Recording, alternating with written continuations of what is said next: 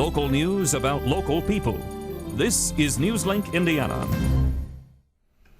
Hello and thanks for joining us on NewslinkIndiana.com for this Friday, December 9th, 2005. I'm Jonathan Pinnock. A snow day from school turned scary for some Hartford City kids. The kids were playing Xbox just after 1:30 Friday afternoon when they saw smoke coming out of the walls of their home on Monroe Street. We arrived, all the fire was mainly up in the ceiling area. At this point in time, it appears to be an accidental fire. We contained it mainly to the ceiling area, and above the kitchen, obviously there's water damage and smoke damage throughout the rest of the house. Everyone made it out of the house safely.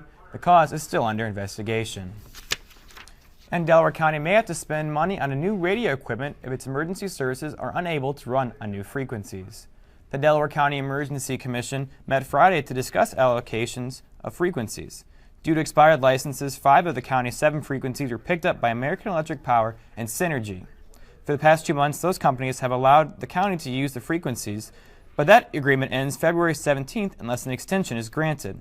Once the county has 9 new frequencies, the question becomes, will those radios be compatible? We're not sure, however, which radios may or may not be able to without testing each individual radio. The manufacturer claims that some of them can, some of them can't. We've tested a few of them. The ones that we have tested have been able to so far, but it's just been a very select few that we've been able to do that with. So far, the board does not have a backup plan in case this happens, but assures that a plan will be in place by the February deadline. And will Kennedy Library be moving? The Muncie Public Library Board discussed the possibility this week. The board is considering a move to the former Ross supermarket, but there are concerns about the possibility of asbestos in the roof. Original plans were to renovate the existing library until the opportunity to move came about. No final decision has been made yet.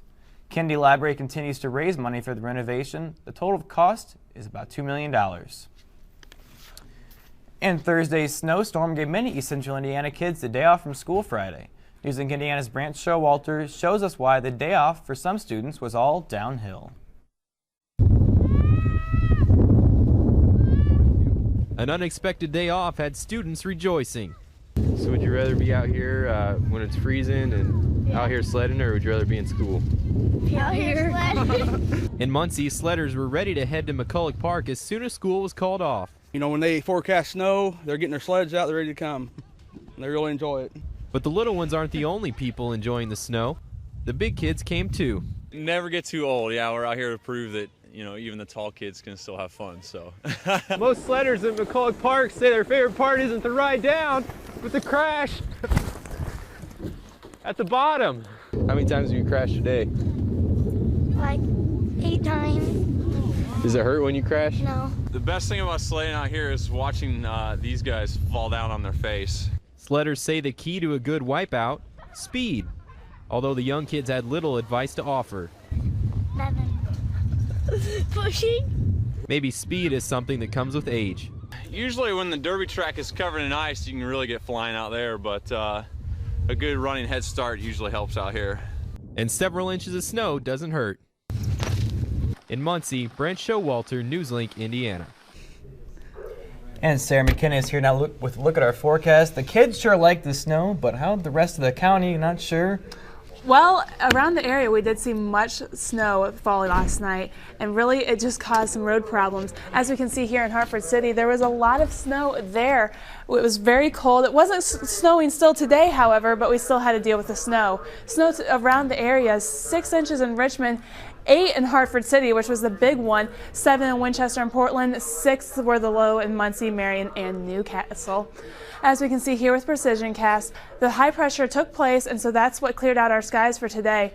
A trought's going to come through, bringing us a little bit of snow on Saturday. Moving into Sunday, we can see that the snow remains there. However, nothing should be quite as heavy as what we saw earlier. As we can see here, for our low temperature tonight, 10 degrees, partly cloudy skies, very cold. Our winds are going to be 10 to 20 miles an hour, so it's going to cause a big wind chill out there. Around the area, we're going to see much of the same temperatures. 11 is the hot spot in Richmond, which is only really a degree up from most of the area. Winchester is going to see 5 degrees, Newcastle 6, as well as Anderson.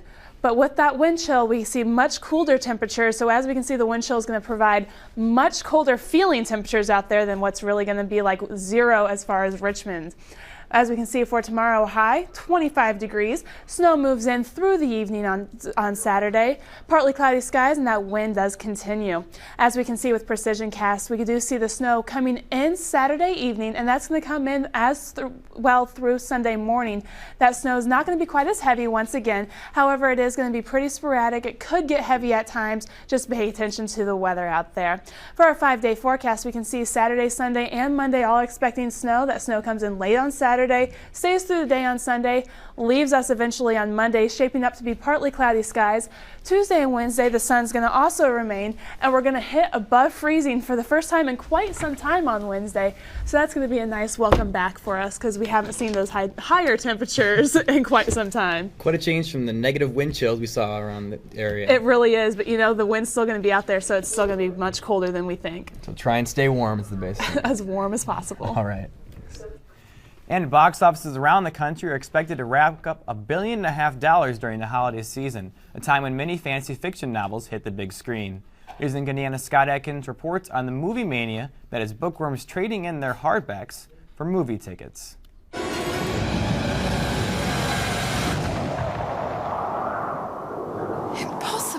Nothing is left to the imagination in Chronicles of Narnia, the next wave of fantasy fiction book turned film. That's why fans like Logan Winslow are catching up on a little reading before grabbing the ticket for The Lion, the Witch, and the Wardrobe. I'm thinking of rereading the whole series that I've read so far again to kind of catch up and see how well they did with the movie. Local bookstores can't keep the C.S. Lewis novels stocked.